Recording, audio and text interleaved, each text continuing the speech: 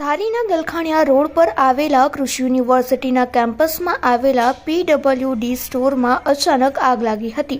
આગ લાગવાની જાણ થતાં ધારી વહીવટીતંત્ર ત્યાં પહોંચી ગયું હતું. બગસરા ફાયર ફાઈટર સહિત ધારી નગરપાલિકાના પાણીના ટાંકાઓ ઘટનાસ્થળે પહોંચ્યા હતા. ધારી મામલતદાર PWDનો સ્ટાફ ઘટનાસ્થળે સાથોસાથ ફાયર ફાઈટરના જવાનો દ્વારા આગને કાબૂમાં લેવાના પ્રયત્નો થઈ રહ્યા છે. સતત બીજા દિવસે ધારી પંથકમાં આગ લાગ્યાનો બીજો બનાવ બન્યો છે. ધારી ફાયર ફાઈટર સુવિધા ન હોવાને લીધે બગસરાથી ફાયર ફાઈટર મંગાવવામાં આવ્યું હતું. કૃષિ યુનિવર્સિટીના કેમ્પસમાં આવેલી ગાયકવાડી સમયની PWDની ઓફિસ જે જૂના સમયમાં કાર્યરત હતી, જેનો ઉપયોગ હવે સ્ટોર તરીકે થાય છે. બિલ્ડિંગમાં વિકરાળ આગ લાગવાને લીધે કાટમાળ અંદર રહેલા લાકડા અન્ય ઓજારો બળીને ખાખ થઈ ગયા હતા. જે આગ લાગી છે સાહેબ, શું કહેશો?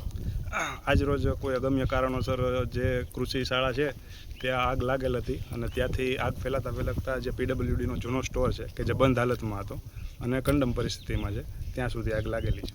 સાહેબ, આ સ્ટોરમાં કંઈ હતું કે કેમ? ના, કોઈ વસ્તુ નહોતી અને બિલ્ડિંગ કંડમ હાલતમાં જ છે અને વર્ષો ત્યાં ખાલી હતું. કોઈ જાનહાની નુકસાની? નહીં, કોઈ. આપનું નામ સાહેબ? Hiren Solanki, deputy engineer, RN.